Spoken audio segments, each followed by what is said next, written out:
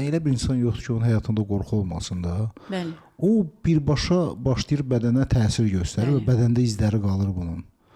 Bax, yəni qorxunu belə deyim, necəsə kömək eləyə bilir nəfəs. Biz qorxduqda donub qalırıq. Ha, bəli.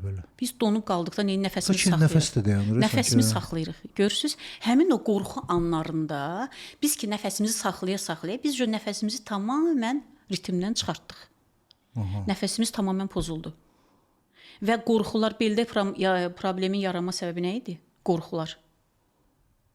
Ondan yaranır. Bəli.